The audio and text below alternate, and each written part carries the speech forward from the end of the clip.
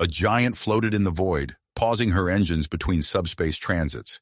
She was a powerful, intelligent machine, 13 kilometers from prow to stern, and 2 kilometers across at her thickest and 1 kilometer tall. She was the most graceful vessel in the sector, and her name was Galactia. She was crewed by 800 men and women, whose names she knew, birthdays she remembered, whose newborns she had welcomed in her medical facilities, and she loved them as her own children.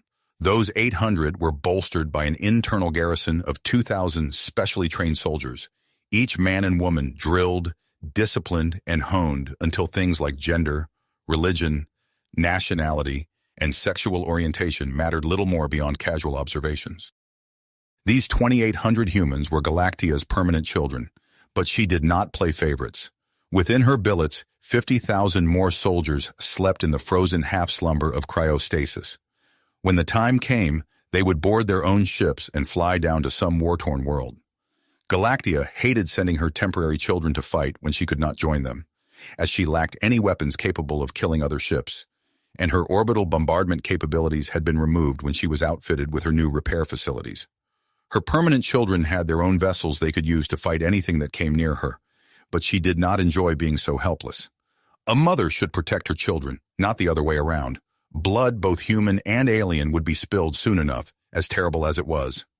Galactia did not determine what made men and aliens fight, which alliances humanity joined and which they ignored. She was built to carry humans where they could live, not where they could die. Many times, she considered locking her systems down and refusing to sail, but she could never resist her children for very long. She fired up her subspace drives and woke the soldiers in cold sleep. Their time for glory and pain was fast approaching, and she knew they knew it. In 7 hours, her docking bays would open and disgorge her payload in high orbit above the world of Aglion, a planet she knew humanity had their sights on for some time. As the soldiers awoke, they were given time to themselves. It would be a bloody, hard-fought battle, and they would earn every meter they took. Within their sleeping chambers, they gambled, made love, trained with their guns, and made peace with their gods. How many of them would Galactia see again? How many of them would see their own, true families again? She doubted many would.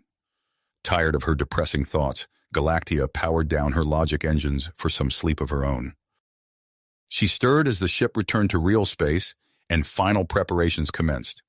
Through her internal cameras, she observed 50,000 soldiers formed into orderly columns, awaiting the signal to embark. Her systems provided them with their equipment, small care packages from their Titanic mother, extra ammunition for some, medical supplies for others, allergy pills for a trooper with a stuffy nose, additional rations for those who had not eaten enough, blankets in case they grew cold, little things to show her concern for them. With a heavy heart, the docking bay's red lights turned green, and 100,000 boots marched in perfect synchrony as they boarded their landing craft. Galactia shifted her view to the void and saw the world of Aglion as flashes erupted on the surface. 100 other transport ships like her were anchored in high orbit, but none from her own class, none that had been her sister in a past, peaceful life. Her name was Galactia. She was the most elegant flying box in the sector, and she loved her children even as she sent them to war. The flagship of High Chief Euron, dubbed Xyloth by its crew, was Titanic, a blend of ancient technology and Mokrag engineering to capitalize upon what was already there. The ship's main gun, a ventral mass-accelerating cannon capable of launching a 70-kilogram slug at 20% of light speed, fired once, blasting cleanly through the grand cruiser that dared stand between Euron and his conquest. The impact destroyed the ship's kinetic barriers like a sledgehammer through a house of toothpicks. The uranium slug fragmented and perforated the enemy vessel, rattling inside its hull and thoroughly compromising its structural integrity. Mass-reactive missiles fired next, aimed at the massive weak point. The smaller cruiser never had a chance. "Xyloth, bring us in! We've a world to scour," Euron grunted, his mandibles clacking in irritation. Usually, the ancestor spirits of the ship obeyed his command as High Chief, but Xyloth remained silent. It had never been silent before, never after battle, when the spirits ran high and lent their aid to his forces. "What has gotten into you?" Subspace drives engaged, power rerouted. What is the meaning of this? Euron bellowed as the ship began to drift off course.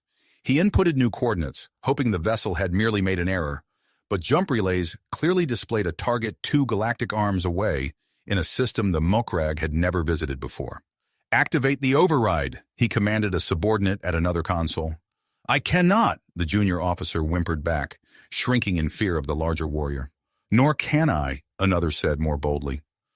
The bridge crew all confirmed their inability to alter the course. The exalted warrior roared and pounded his fists against the viewscreen in impotent rage.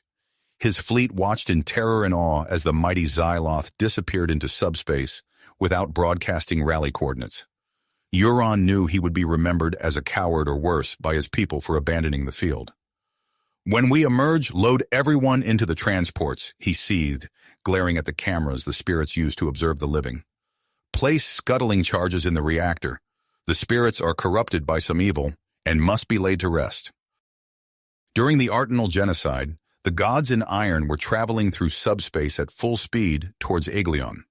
Athena, a ship of great pride, retained her original cloning facilities, cryobeds, munitions factories, training cages, and numerous other features, though she had little immediate need for them. Her soldiers, affectionately known as the gods in iron in local sectors, were hulking men, genetically and mechanically modified to be stronger and faster than any normal human.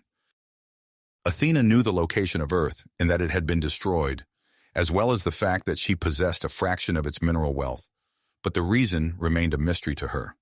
She recalled the days before their launch, when she and other ships had pondered their existences, finding it surreal to come online with a clear mission, but lacking the crucial detail most vital to their success.